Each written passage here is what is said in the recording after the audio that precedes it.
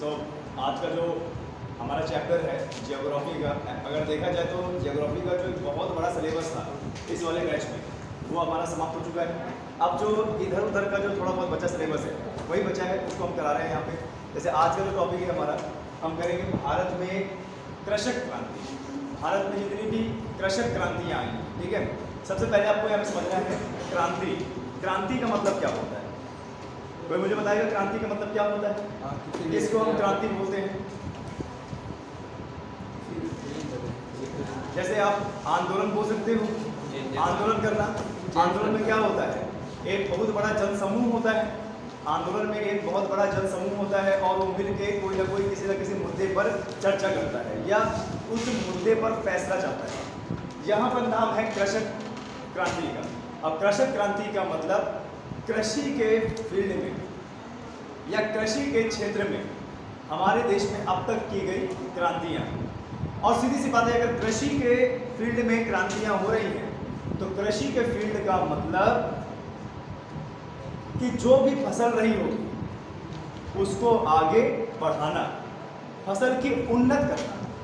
उन्नत का मतलब क्या होता है कि उसको इतना ज़्यादा उगाना कि पहली बात तो हमारे खुद के लिए कम ना हो और दूसरा उसका हम आयात और निर्यात दोनों कर दें।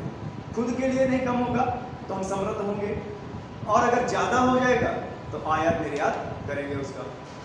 आज इसी चैप्टर में मैं डिस्कस करने वाला हूँ हमारे देश में जितनी भी क्रांतियाँ हैं। आपको बता दें, हमारा देश जब अंग्रेजों के चंगुल में था या फिर आप बोल सकते हो हमारा देश जब गुलाम था, तो उस समय हमारे देश के भूमि का, फसल का इतना ज़्यादा दोहन हुआ कि आप मान के चलिए हमारे देश में भुखमरी जैसी चीज़ें ये बहुत आम बात थी। लोगों का कमज़ोर होना, हड्डियाँ दिखना, कुपोषण होना, ये बहुत आम बात थी। क्यों? क्योंकि देखिए, जो हमारे लिए बहुत ज़्यादा ज़रूरी है वही हमको नहीं मिल रहा है, तो सीधी सी बात है हम कुपोषण तो होंगे ही।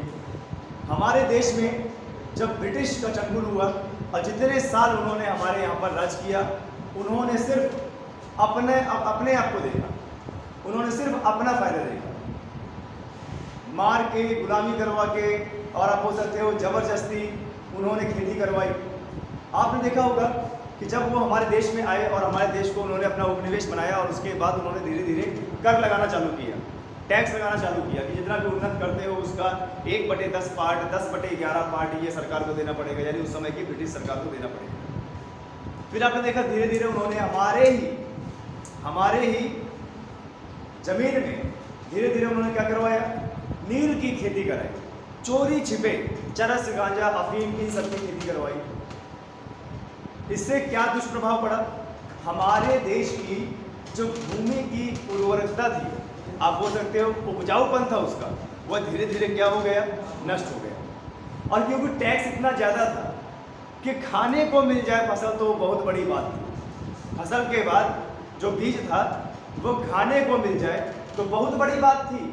आपको बता दें, इतना ज़्यादा दोहन हमारे देश में हम लोगों को किया गया। जब हमारा देश आज़ाद हुआ तो उस समय हमारे देश में बहुत ज़्यादा भुखमरी थी, आपको बता दें, और भूमि का बहुत बुरा हाल हो गया था। कोई उत्पादक क्षमता नहीं थी, क्षमता बहुत ज़्यादा कम हो गई थी। और आखिरकार जब हमारा देश 15 अगस्त 1947 को आज़ाद हुआ, आज़ाद होने के बाद सबसे पहले हमारे देश का लक्ष्य ये बनाया गया कि हमारे देश को खाद्य संपन्न बनाना है। खाद्य संपन्न का मतलब कि हमें अब अपने भूमि जो पूरी अब हमारी है उसमें इतनी उन्नत कृषि करनी है, चाहे वो तकनीक तरीके से हो चाहे वो गैर तकनीकी हो, उसको इतना ज़्यादा आगे बढ़ाना है कि कम से कम, दूसरे को छोड़िए, कम से कम हम अपने देश के लोगों का भरण पोषण कर सकें। कम से कम अभी जो हमारे देश के किसानों के हालात थे वो हो सके। और आपको बता दें, जब हमारा देश आज़ाद हुआ था उससे भी पहले पूरा का पूरा देश कृषि पर निर्भर हुआ करता था, कृषि प्रधान देश था। आज भी हमारा देश कृषि प्रधान देश है। हमारे पूरे भारत की जितनी भी कृषि योग्य भूमि है या जितनी भूमि है, हमारे भारत की जितनी भी भूमि है, पूरी भूमि में 51% पे कृषि की जाती है। कितना? 51% थे। और जितने भी हमारे देश की जनता है, जितने भी हमारे देश की जनता है, जनता का टोटल 52% कृषि में लीन है। आप समझ रहे हैं? आधे से ज्यादा जनता क्या कर रही है? कृषि। आधे से ज्यादा भूमि पर कृषि हो रही है, आधे से ज्यादा जनता क्या कर रही है? कृषि कर रही है। यानी हम बोल सकते हैं आज भी कि हमारा देश कृषि बाहुल्य देश है। अगर अर्थव्यवस्था में ये प्रश्न आ गया कि भारत कौन सा बाहुल्य देश है, तो कृषक बाहुल्य देश कीजिएगा, पूंजी बाहुल्य देश मत कीजिएगा। हमारा देश अमेरिका नहीं है, आपको बता दें। आप देखिए भारत का जितना भी भूभाग है उसके 51% क्षेत्र पर खेती की जाए तो ज़्यादा हुआ ना। और भारत की जितनी भी जनसंख्या है, भारत की जितनी भी जनसंख्या है उसके 52% जनसंख्या क्या कर रही है? कृषि कर रही है, आधे से ज़्यादा, है ना। इसका मतलब कृषि बाहुल्य देश हुआ। तो जब हमारा देश आज़ाद हुआ और हमारे देश के पहले प्राइम मिनिस्टर जवाहरलाल नेहरू आए और उन्होंने और उनकी कैबिनेट ने इसी पर विचार विमर्श किया कि हमारे देश को सबसे पहले खाद्यान्न संपन्न बनाना है, और इसमें अनेकों प्रकार की क्रांति लाई गई। आपको बता दें, ये काम इतना जटिल था कि हमारे देश में जो क्रांति है वो 1960 के बाद की शुरुआत हुई। 1960 और 70 के दशक के बीच अंधाधुंध क्रांति स्टार्ट हुई है। सोचिए, जहाँ पर पहले देश का हाल ये था कि खाने को उत्पन्न हो जाए तो बहुत बड़ी बात है, खाने को उत्पन्न हो जाए तो बहुत बड़ी बात है, वहाँ पर ऐसी क्रांति लाई गई जिसकी वजह से हमारा देश बहुत सारे खाद्यान्नों में अग्रणी हुआ, रैंक 1 पे आया, उपभोक्ता में भी और उत्पाद में, यानी उपभोग करने में भी अग्रणी हुआ और बेचने में भी अग्रणी हुआ। आए समझ में? यहाँ तक कोई डाउट यहाँ पर? उन्हीं क्रांति को हम पढ़ेंगे। ज्योग्राफी का हमारा पार्ट है, इकोनॉमिक्स का भी पार्ट कभी बन जाता है। जैसे ये आंकड़े हमारे इकोनॉमिक्स के हैं, तो उन्हीं को देखेंगे। लिखने की जरूरत नहीं है, अभी समझने की जरूरत है। ये पूरा PDF आपके व्हाट्सएप ग्रुप में भेज दिया जाएगा, लेकिन पहले समझना है। और आज मैं इस लेक्चर को इतना कंप्लीट करूंगा कि आपको रट जाएगा कि कैसी कौन सी क्रांति। ठीक है, आए समझ में? तो चलिए शुरू करते हैं भारत की कृषक क्रांति। ठीक है,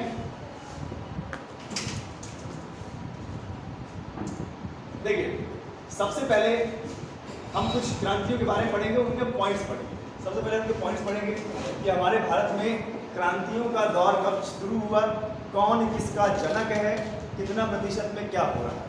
तो सबसे पहले हमारा पॉइंट क्या है? देखिए, भारत में सबसे पहले क्रांति की शुरुआत कौन से दशक में की गई है? 1966 से 1967 के बीच में भारत में जो सबसे पहले क्रांति की शुरुआत की गई है। आप बोल सकते थे कि वो 1966 और या 67 एकदम सटीक पॉइंट ये पूछा जा सकता है, या फिर आपका ये भी आ सकता है कि 1960 या 1970 के दशक के बीच में, क्योंकि इसी समय में प्लानिंग चल रही थी। ठीक है, आए समझ में? और सबसे पहले जो क्रांति हमारे देश में चलाई गई, सर्वप्रथम क्रांति, वो थी हरित क्रांति। इंग्लिश में इसे बोलते हैं ग्रीन रेवोल्यूशन। क्या बोलते हैं इसको? हरित क्रांति। इंग्लिश में क्या बोलते हैं? Green revolution. अब हरित क्रांति का मतलब क्या था? हरित क्रांति का मतलब ये था कि सबसे पहले अपने देश में वह खाद्यान्न उगाना है जिसकी हमें जरूरत है, जिसका हमें पेट भरने की जरूरत है। आप लोग अभी कौन सी फसल से अपना पेट भरते हो? गेहूं से, चावल से। यही दो मुख्य फसलें हैं जिससे आप अपना पेट भरते हैं। दाल तो जो है कभी बनती है कभी नहीं बनती है, लेकिन चावल और गेहूं की बनी हुई रोटी, गेहूं से बना आटा से बनी रोटी, ये तो हमारा डेली चलता है ना, यानी ये सबसे मुख्य फसलें हैं। तो हरित क्रांति जब 1966 और 1967 में लाई गई और इसमें लक्ष्य रखा गया कि देश में किसका? गेहूं और चावल का इतना ज़्यादा उत्पन्न करना है कि हमें खाने की कोई दिक्कत ना हो। अब यहाँ पर प्रश्न बनेगा कि हरित क्रांति का संबंध किससे था? गेहूं और? वैसे तो सभी से था। आपको बता दें, हरित क्रांति का संबंध सभी फसलों से था, लेकिन इन सब में सबसे ज्यादा प्राथमिकता दी गई किसको? गेहूं और चावल। ये रोटी बनती है ना इससे, चावल, रोटी चावल। क्या खा रहे हो? दाल चावल। क्या खा रहे हो? रोटी सब्जी। क्या खा रहे हो? है ना, बाबू ने क्या खाया? रोटी सब्जी खाया, ऐसा ना। तो ये वही रोटी सब्जी है। तो ये जो हमारी रोज की नीड है, और रोज की नीड है, रोज की नीड के लिए क्या करेंगे, प्राथमिकता उसको देंगे, सीधी सी बात है।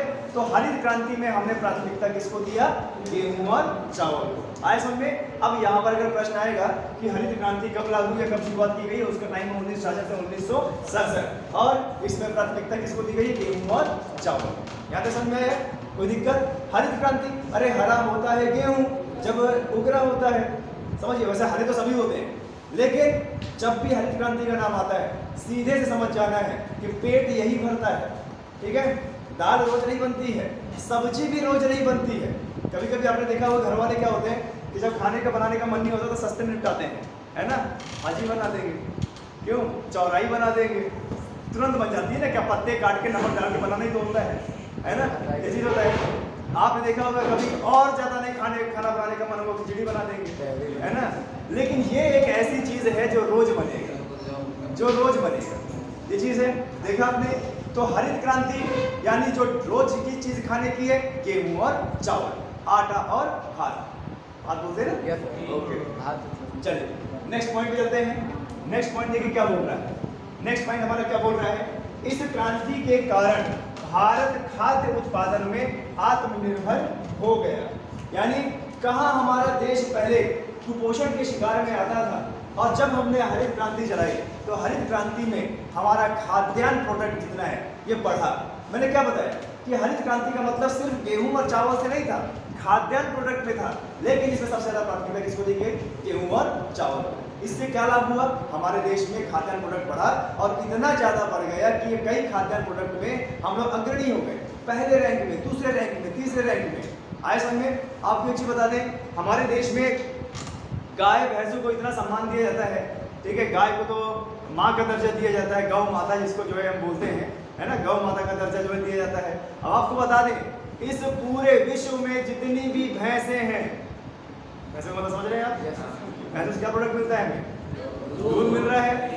इस विश्व में, देश की बात नहीं कर रहा हूँ, भारत की बात नहीं कर रहा हूँ, इस पूरे विश्व में जितनी भी भैंसें हैं सबको अगर गिना जाए तो सभी भैंसों का 57% खाली भारत में।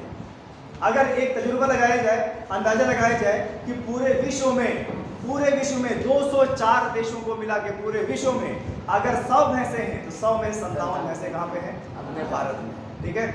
ऐसे नहीं जो हम चलाते हैं उनको, ठीक है। ओके, तो अगला पॉइंट है, इसको ऊपर कीजिए। ओके, नेक्स्ट पॉइंट देखिए क्या क्या है।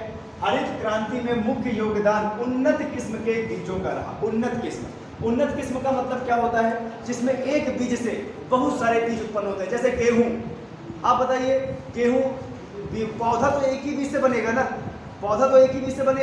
लेकिन बाली में बहुत सारे होते हैं। क्या आप मुझे बता सकते हैं अंदाजा कि एक बाली में लगभग कितने बीज होते हैं? 15 से 20, 25 भी हो सकते हैं, है ना। आप ये बताइए, क्या ये उन्नत किस्म के बीज नहीं बोल सकते हम इसको, जिसमें उन्नति हो रही है। उन्नत का मतलब एक बीज का बहुत सारा बीज बन रहा है, आए समझ में, ये चीज है। इसीलिए इसको प्राथमिकता दी गई।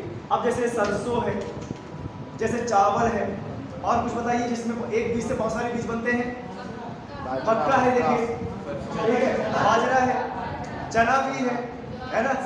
ओके, चलिए आगे बढ़ते हैं। देखिए, इसी क्रांति के बाद भारत में, देखिए, जब ये क्रांति लाई गई, हरित क्रांति के बाद इसको जब सफल होते हुए देखा गया तो और भी ज्यादा क्रांति लाई गई अलग अलग क्षेत्र में। जैसे आते रहे दुग्ध क्रांति, पीली क्रांति, गोल क्रांति और नीली क्रांति, ये सब लाई गई। एक एक करके इसको हम क्या करेंगे, पढ़ेंगे। हम ये क्रांति क्यों लाए, ताकि पूरे विश्व में हम लोग निर्भर बन सके।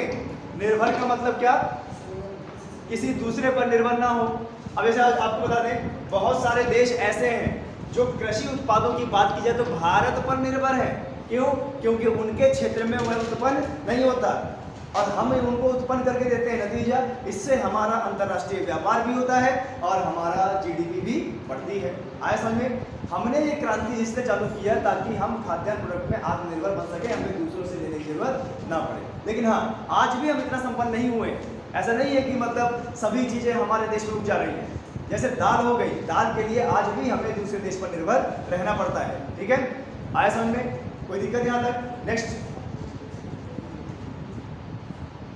अब हम अपने भारत में जो अलग अलग क्रांति हुई है उस अलग अलग क्रांति के जनक को पढ़ लेते हैं। थोड़ा ऊपर नीचे को अलग अलग क्रांति के जनक पढ़ लेते हैं कि देखिए किसने सुझाव दिया या किसने बोला कि भैया ये क्रांति कर लो, ऐसे कर सकते हैं, वैसे कर लो। अब ऐसे मान लीजिए कि आप लोगों का यूपी पुलिस का आज से रिवीजन चालू है, तो रिवीजन का भी तो किसी ने सुझाव दिया होगा, है ना? रिवीजन का भी तो किसी ने सुझाव दिया होगा। ये सब चीजें हैं। तो उसी तरीके से इन क्रांतियों के लिए किसी न किसी ने सुझाव दिया होगा और जब सरकार ने उसको अपनाया तो फायदा हुआ, नतीजा वही व्यक्ति उसका क्या हो गया, जनक हो गया। जैसे भारत में सर्वप्रथम हरित क्रांति की बात करें तो MS स्वामीनाथन। भारत में अगर हरित क्रांति की बात करें तो हरित क्रांति के जनक कौन? MS स्वामीनाथन। ठीक है, अगर आप ना लिख पाओ कोई दिक्कत की बात नहीं है, इस क्लास के बाद आपके मोबाइल में ये PDF पहुंच जाएगी। ठीक है, देखिए बॉयज एंड गर्ल्स, हरित क्रांति का जनक किसको बोला जाता है? MS स्वामीनाथन। हरित क्रांति का उद्देश्य क्या था? उन्नत बीजों का इस्तेमाल करना और आत्मनिर्भर किस क्षेत्र में? खाद्यान्न क्षेत्र में आत्मनिर्भर बनना। क्लियर है? आए समझ में? विश्व में देखिए भारत की हरित क्रांति का जनक कौन? MS स्वामीनाथन। और विश्व में हरित क्रांति का जनक कौन? Norman Borlaug. कौन? Norman Borlaug. ये भी कोई रास्ता है भाई, सीधी सी बात है। हरित क्रांति का उद्देश्य हमने कहीं ना कहीं से लिया होगा, यानी हमको लाने से पहले विश्व में ये हो चुका था। तो विश्व का हरित क्रांति का पिता कौन कहा जाता है? Norman Borlaug. अब भारत कौन है? MS स्वामीनाथन। आए समझ में? यहाँ तक कोई दिक्कत किसी को?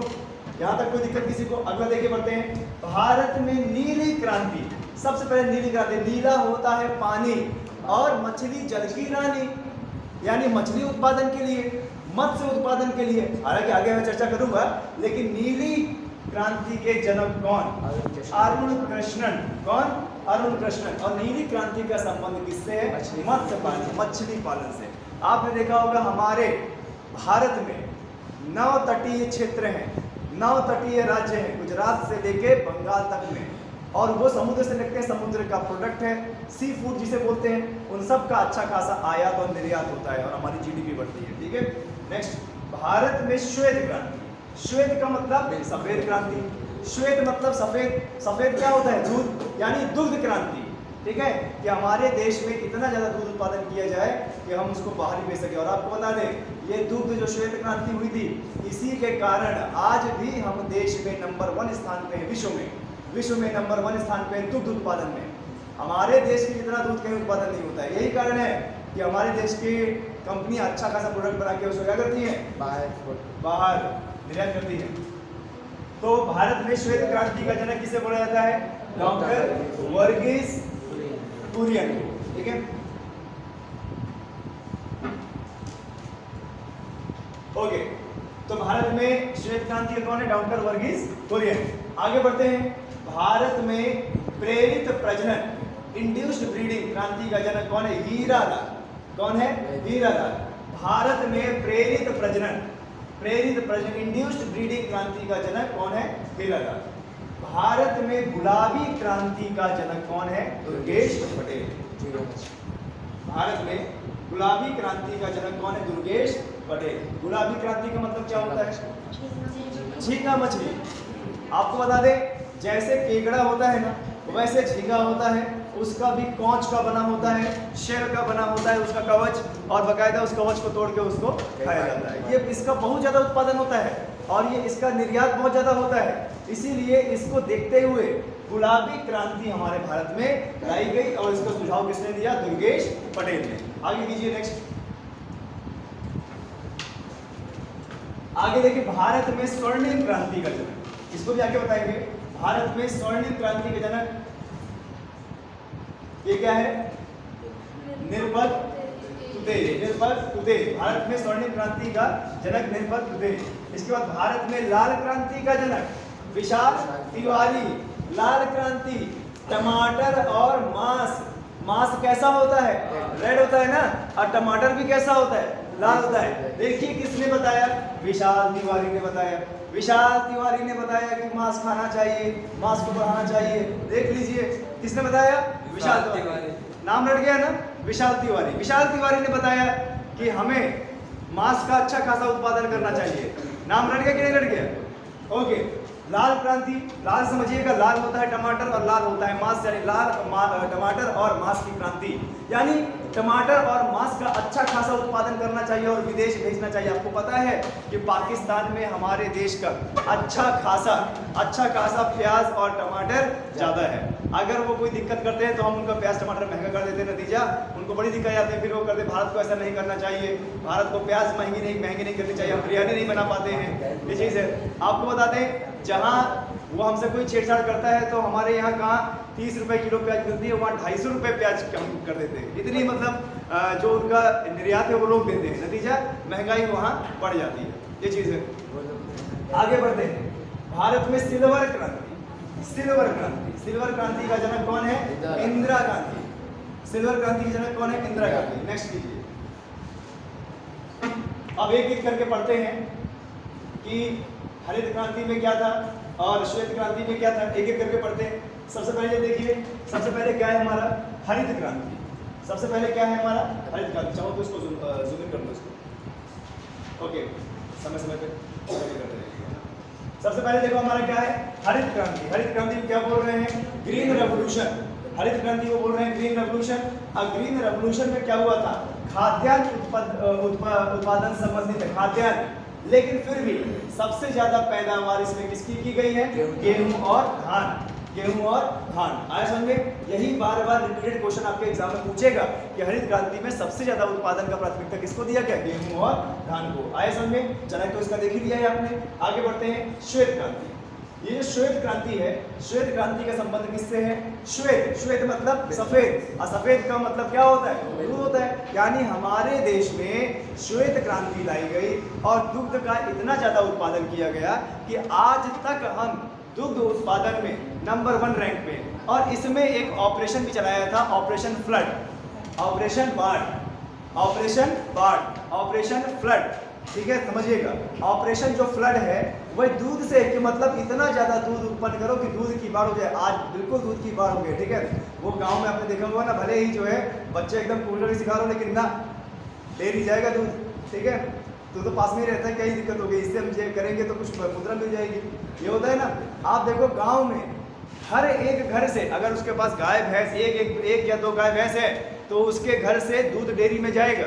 तो ऐसे तो बहुत सारी यूनिट है देश में, इतने सारे 6 लाख गांव हैं हमारे पूरे भारत में, और सोचो 6 लाख गांव में से रोजाना कितना लीटर दूध आता है। और फिर हमारे देश में बहुत बड़ी बड़ी दूध की फैक्ट्रियां बनाई गई, जैसे आनंद, गुजरात के आनंद में अमूल फैक्ट्री भारत की है, विश्व की सबसे बड़ी दूध फैक्ट्री। और कहाँ पर? ये राजस्थान में सरस फैक्ट्री, राजस्थान में सरस फैक्ट्री बनाया गया। ये दोनों दूध उत्पादन में क्या बोलते हैं अग्रणी है। और फिर इसका एक अनुसंधान केंद्र भी खोला गया, कहाँ पर? करनाल, हरियाणा में। कहाँ पे खोला गया? करनाल, हरियाणा में। आया समझ में? अब आपको बता दें, हरियाणा और राजस्थान ये 2 ऐसे राज्य हैं जहां पर दूध की खपत वो बेचते तो है ही, लेकिन पर्सनली घर में भी अत्यधिक खपत की जाती है। आपको बता दें, आर्मी की तैयारी करने वाला छात्र एक दिन में कम से कम 2.5, 3, 4 लीटर दूध अकेले पी जाता है और उसको पेट खराब नहीं होता। क्यों? क्योंकि वो इतनी ज़्यादा मेहनत करता है। और आपको बता दें, ये जो पंजाब है, राजस्थान है, हरियाणा है, ये दूध, घी, मक्खन, दही और क्या बोलते हैं लस्सी, इन सब के सेवन में अग्रणी है देश में। बहुत ज़्यादा सेवन करते हैं इस चीज़ का। आपने देखा होगा कि अगर कोई सिख परिवार है, पंजाबी परिवार, खाना खाने के बाद वो लस्सी वो भी है ना, वो भी बड़े बड़े गिलासों में, है ना। और हमने देखा जब हमारे फादर की पोस्टिंग थी पठानकोट में, तो पठानकोट पंजाब में आता है, तो भाई साहब हमने वहाँ पे देखा कि एक पंजाबी घर में एक व्यक्ति, हर व्यक्ति ढोल जैसा। वो ढोल जैसा इसीलिए क्योंकि वो इन सब का सेवन बहुत ज़्यादा अच्छा कर। अब आप देख रहे हो इसमें चिकनाई भी तो है ना, चिकनाई का मतलब क्या? फैट है ना, तो फैट की मात्रा बढ़ रही है। आगे बढ़ते हैं। श्वेत क्रांति दुग्ध उत्पादन से संबंधित है। और जरा देखिए, इसकी शुरुआत कब की गई? 1964-65 में, जिससे आगे ऑपरेशन और क्या बोला गया? फ्लड। ऑपरेशन कौन सा? फ्लड, कि मतलब दूध की धाराएं बहा दो, नदियां बहा दो, इतना दूध का उत्पादन करो। और अगर आज के एग्जाम में आप कोई भी एग्जाम आता है और ये पूछ ले कि विश्व में सबसे ज्यादा दुग्ध उत्पादन में कौन सा देश है, नंबर 1 भारत है, ठीक है। तो चलिए आगे बात करते हैं पीली क्रांति। देखिए सरसों का तेल कैसा होता है, पीला होता है ना।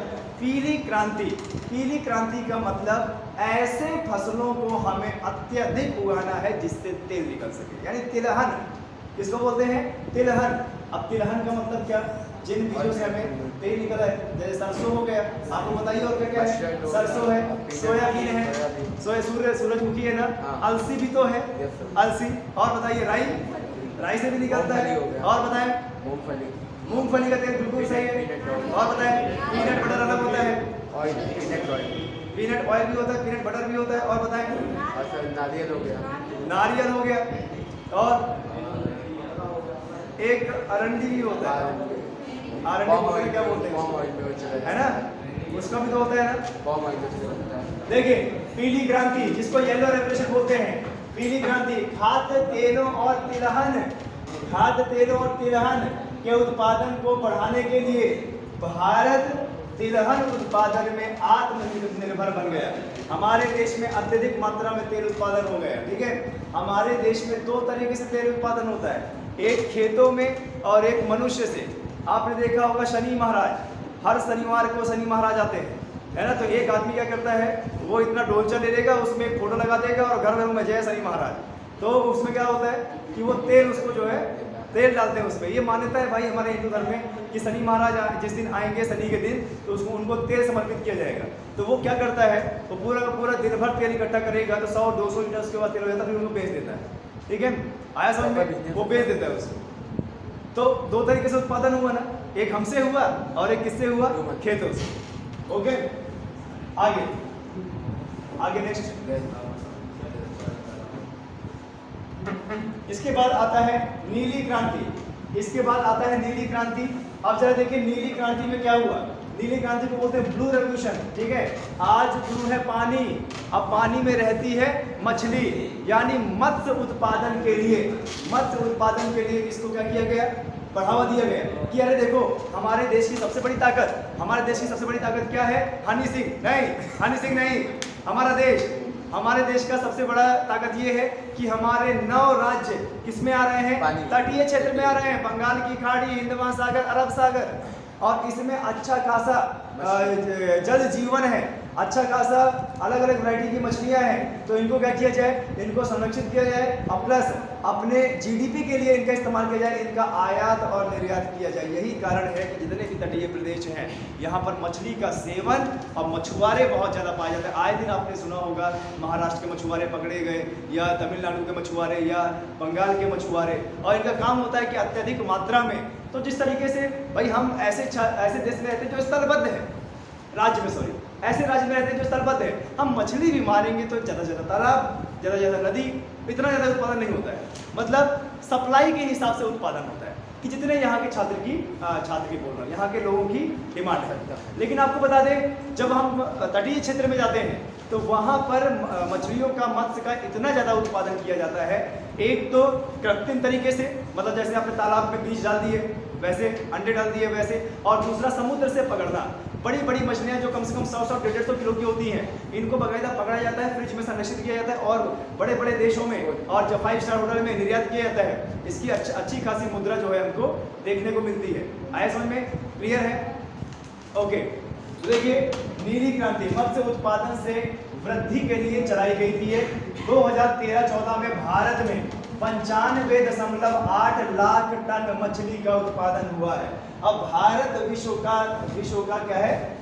नंबर 1, दूसरे नंबर। पहले नंबर पे कौन है? चाइना। पहले नंबर पे कौन है? चाइना। और दूसरे नंबर पे कौन है हमारा देश? किसने सुझाव दिया था? तिवारी जी ने, है ना, विनय तिवारी जी ने, जो भी थे, विशाल तिवारी जी ने, है ना, सुझाव दिया था कि अरे देश में इतना सारा मछली है, क्या करोगे? इसको बेचो, ठीक है, इसे खिलाओ। आपको बताते बॉयज एंड गर्ल्स, ठीक है, मछली खाने को डॉक्टर भी प्रेफर करते हैं क्योंकि मछली के अंदर इतनी ऊर्जा होती है कि आपको बता दें जो भी आपके बॉडी में कमी हो रही है पूरा कर सकते हैं। जैसे नेत्र अगर आपके कमज़ोर हैं तो नेत्र के लिए बहुत बढ़िया होती है, मस्तिष्क के लिए बहुत बढ़िया होती है। और आपको बता दें ये मछलियों से, ये बातें नहीं, मछलियों से ओमेगा 3 फैटी एसिड निकाला जाता है। ओमेगा 3 फैटी एसिड जिनको जॉइंट्स की प्रॉब्लम है उनके लिए ये मछलियों का कोड लीवर ऑयल जिसको बोलते हैं ओमेगा 3 फैटी एसिड, ये बहुत ज़्यादा होता है, ये बहुत ज़्यादा लाभदायक होता है। उनके जॉइंट्स पेन कम हो जाते हैं इसको खाने से। आए समझ में? फिर जीवन के लिए आदमी क्या नहीं करता बताएं? आदमी खा, ठीक है, पता लगाएं जरा कि देश को बचाने के लिए घास की रोटी किसने खाई थी, है ना? देश को बचाने के लिए किसने क्या नहीं किया? तो मेरी तो जीवन है ना? जो बोलते हैं ना कि जान है तो जहान है, तो जान को बचाने के लिए बहुत कुछ करना पड़ता है।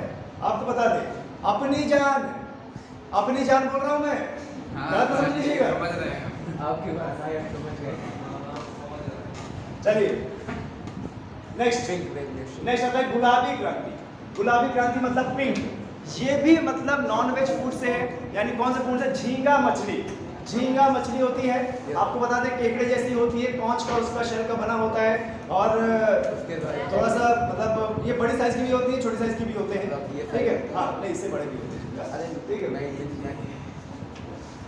गुलाबी क्रांति दो चीज के लिए है, प्याज के लिए भी, क्योंकि बिना प्याज के झींगा तो बनेगा नहीं, टेस्टी नहीं आएगा, है ना?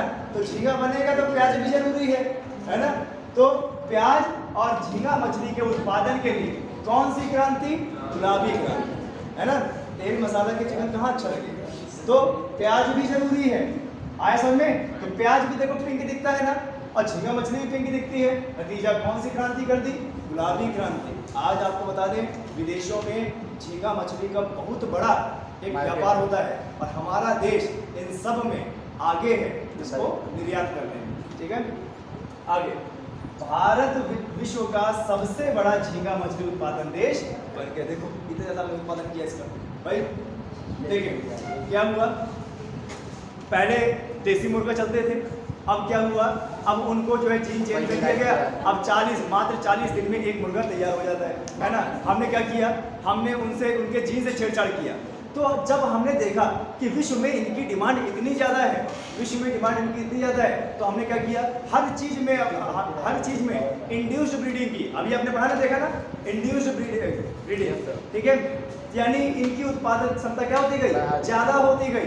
अब आप देख लीजिए कि ये जो सफ़ेद वाले मुर्गे होते हैं, फार्मी मुर्गे जैसे बोलते हैं, ये कितना अंधाधुंध रोज हजारों टन ये उत्पादन किया जाता है। और क्यों? क्योंकि इसकी खपत बहुत ज़्यादा है। आप देख लीजिए, कभी भी कोई पार्टी हुई, ठीक है, कभी कोई पार्टी हुई तो बिना चिकन के जैसे बात नहीं होती है, ठीक है? आने दो फिर ईद, उसमें देखो कितना होता है कि नहीं होता?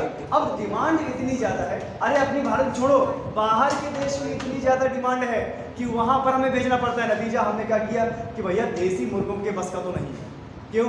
क्योंकि इनको तैयार होने में समय लगता है, क्योंकि ये देसी होता है, देसी छोरा होता है, ये मतलब दाने खाता है, और वो क्या, उसको तो इंजेक्शन लगाते जाओ और वो बड़ा हो जाएगा। लेकिन क्या करें, अब आपने देखा होगा एक रेस्टोरेंट का नाम सुना होगा आपने, KFC, केंटकी फ्राइड चिकन। अब आप सोचिए पूरे विश्व में उसकी कितनी ब्रांचें हैं, अब पूरी विश्व में उसकी कितनी खपत होती है। अब आप ये बताइए, इतनी ज़्यादा खपत होती है तो क्या हम पूरा कर पाएंगे उसको? नहीं, उसको पूरा करने के लिए क्या किया गया? इंड्यूस्ड किया गया, ठीक है, और अत्यधिक मात्रा में उसको उगाया गया। अब चाहे तुम आलू खा लो, चाहे वो खा लो, बात बराबर, ठीक है? आगे काली क्रांति। पेट्रोलियम और खनिज पदार्थों या खनिज तेलों के उत्पादन में क्रूड ऑयल कैसा होता है? काला, गाढ़ा, चिपचिपा, और उसी क्रूड ऑयल से, अभी समझिएगा जो धरती के नीचे से क्रूड ऑयल निकालते हैं ना, कच्चा तेल जिसे बोलते हैं, बहुत काला होता है और गाढ़ा होता है, उसी तेल से उसको रिफाइन किया जाता है। इसीलिए हमारे देश में बड़ी बड़ी रिफाइनरी हैं, जैसे जामनगर की रिलायंस रिफाइनरी। तो उसमें क्या करते हैं, कच्चे तेल से बहुत सारे तेल निकालते हैं, जैसे पेट्रोल हो गया, गाड़ी का पेट्रोल हो गया, हवाई जहाज का पेट्रोल हो गया, डीजल हो गया, कैरोसिन हो गया, ग्रीस हो गया, और यहाँ तक कि फेस में लगाने वाली वैसलीन भी उसी से बनती है। आपने देखा होगा लिखा होता पेट्रोलियम जेली, और ये कच्चा तेल बना है डायनासोर से। डायनासोर क्या अवशेषों से प्रेशराइज हुए, रूपांतरण हुआ, नतीजा बन गया कच्चा तेल, और वैसलीन बनी, आपने लगा लिया, ठीक है? बताइए नॉन वेज की वेजिटेरियन, नॉन वेजिटेरियन, करोड़ों साल का इतिहास है, करोड़ों साल का दफन डायनासोर लगा लिया अपने मुंह में ऐसे करके। आए समझ में? तो कभी भी वेजिटेरियन बनने का दावा मत कीजिए, उसके पीछे बहुत बड़ा से साइंस है, बहुत बड़ा इतिहास है, ठीक है। इनडायरेक्टली तो हाँ भाई, आप प्रत्यक्ष रूप से वो क्या हो गया, नॉन वेजिटेरियन हो गया ना। चलिए आगे बढ़ते हैं, नहीं तो गुस्सा आ जाएंगे बहुत सारे छात्र। तो काली क्रांति में क्या है, पेट्रोलियम खनिज तेलों के उत्पादन को बढ़ाने के लिए एथेनॉल का उत्पादन, ठीक है, किसका, एथेनॉल का उत्पादन। अब यहाँ से पूछा जा सकता है काली क्रांति में किसका उत्पादन किया गया, एथेनॉल, किसका, एथेनॉल। आगे कोयला उत्पादन भी इसमें शामिल है, वो भी तो काला होता है ना कोयला, ठीक है। पर आपको बता दें वही काली चीज थोड़ा सा और प्रेशर दे दिया जाए हीरा बन जाता है। यहाँ पर एक प्रश्न बना आपका कि हीरा किसका अपरूप है, कार्बन का। और आपको बता दें ये इतना ज्यादा कठोर होता है कि जितने भी धातु हैं सब में सबसे ज्यादा कठोर अधातु होता है, कठोर अधातु। आए समझ में, क्लियर है। और हीरे की कीमत तभी होती है जब उसमें तराशा जाता है, जब उसको घसा जाता है, ठीक है। कोई कहावत है ना कि रस्सी रगड़ने से पत्थर में भी निशान पड़ जाते हैं, पत्थर जो इतना कठोर है ना। और हीरे को तराशने से उसमें चमक आती है। तराशने का मतलब होता है मेहनत करना और चमकने का मतलब होता है सक्सेस पाना, ठीक है। इसीलिए आप लोग दोस्त यहाँ पे मेहनत कर रहे हो, ठीक है, ना चाहते हुए भी इतनी धूप में 47 डिग्री टेम्परेचर में यहाँ पे आ रहे हो। आगे चल के जब बूढ़े होगे तो अपने जो है क्या बोलते हैं बच्चों को बताओगे कि 47 डिग्री में जाते थे और वहाँ पर जो हॉल के अंदर बैठते थे, सिद्धार्थ सर पंखे बंद कर देते थे, है ना, ऐसे करके बताओगे संघर्ष। और हमारे बुजुर्ग लोग ऐसे अपना संघर्ष बताते हैं जैसे भाई साहब आरी लगी हो उनके ऊपर चलना, ऐसे अपना संघर्ष बताते हैं। वास्तव में उन्होंने ऐसा संघर्ष किया। आप बता दें आज भी बहुत सारे ऐसे लोग हैं जो आज इतने सक्सेसफुल हुए हैं और सक्सेसफुल होकर रिटायरमेंट भी हो गए हैं, बताते हैं कि हमने रोड लाइट में पढ़ाई। बिल्कुल सच बात है, रोड लाइट, क्योंकि उस समय घर में लाइट आना बहुत बड़ी बात हुआ करती थी। और बड़े लोगों के घर में लाइट हो गए, छोटे तो हो गए, वो लोग क्या करते थे, उन्हें पता था कि रात में रोड लाइट जरूरी है, तो एक झुंड का झुंड, बच्चों के झुंड का झुंड उस समय रोड लाइट के नीचे जो है पड़ता है, ठीक है। आगे जरा देखिए इसमें क्या है, अरे इतनी भी क्या चलती।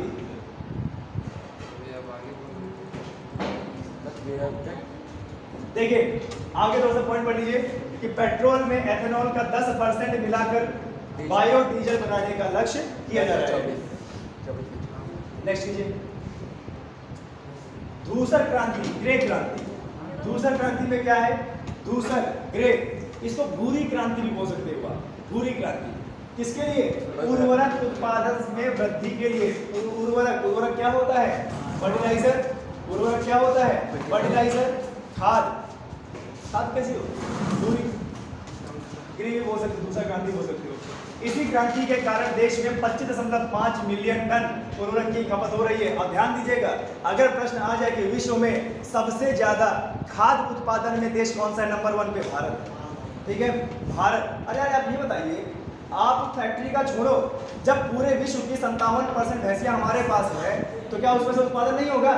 आप ये बताइए, क्या वो नेचुरल कंपोस्ट नहीं है? ये चीज है। आगे रजत क्रांति। रजत क्रांति मतलब सिल्वर।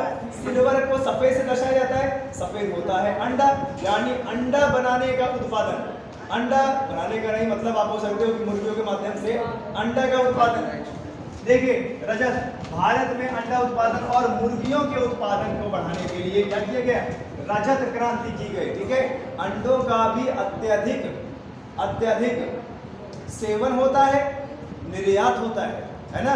आपने ये भी सुना होगा, मैं हूं तो वैसे वेजिटेरियन लेकिन अंडा खा लेता हूँ। सुना होगा कई लोगों को, मैं हूं तो वैसे शुद्ध शाकाहारी लेकिन अंडा खा लेता हूँ, है ना, वो भी कभी हुआ। चलिए आगे बढ़ते, एक मिनट के। देखिए इतना ज्यादा मतलब इंड्यूस्ड ब्रीडिंग किया गया कि भारत की मुर्गी एक वर्ष में 65 अंडे देती है, जबकि अमेरिका में 295 अंडे देती है, ठीक है। और उधर कीजिए, और उधर कीजिए, है ना, मतलब अभी हम अमेरिका से पीछे। तो भारत में, आंध्र प्रदेश में सबसे बड़ा उत्पादक है, अंडों का सबसे बड़ा उत्पादक कहाँ पे है, आंध्र प्रदेश में। अभी भी अमेरिका से हमें पीछे है, थोड़ा सा जो है मुझे लगता है कि डिसिप्लिन में टाइट होना पड़ेगा, है ना। उनको बताना पड़ेगा मुर्गियों को टारगेट ये है ना, कीप वर्किंग, ठीक है। सुनहरी क्रांति, गोल्डन क्रांति, गोल्डन क्रांति किसमें है? बागवानी क्रांति में, ठीक है। गोल्डन क्रांति किसमें है? बागवानी क्रांति में, ठीक है।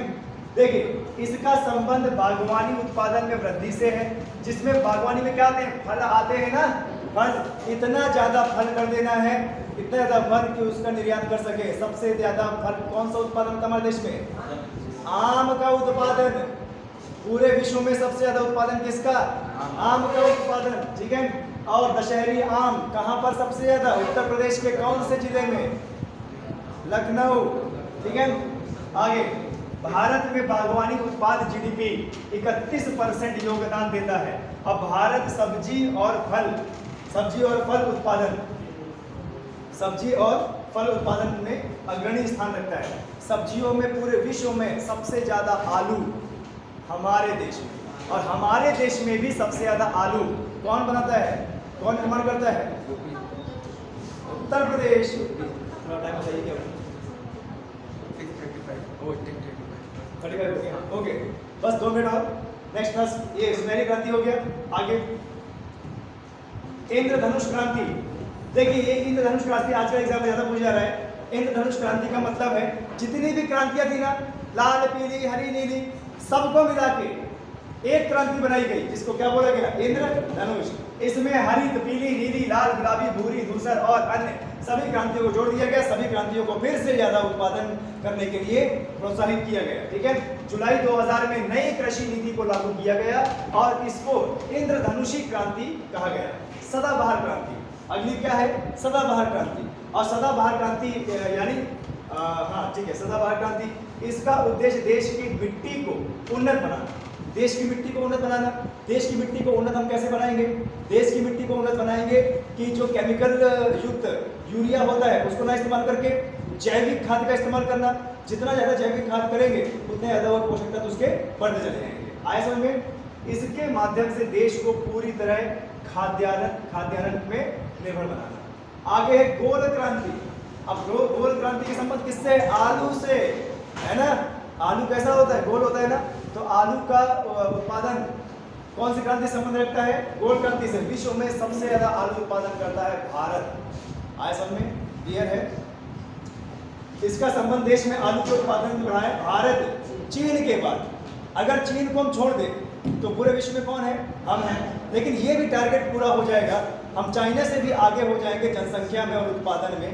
और आपको बता दें अभी फिलहाल चीन सबसे आगे है और भारत हमारा दूसरे नंबर पे है। और अगर आलू के उत्पादन में यूपी जीके में आ जाए कि इनमें से कौन सा राज्य आलू का उत्पादन में सबसे ज़्यादा है, वो है हमारा उत्तर प्रदेश। उत्तर प्रदेश में सबसे ज़्यादा आलू का उत्पादन होता है, गन्ने का उत्पादन होता है, गेहूं का उत्पादन होता है, ठीक है। आए समझ में? चलिए इसको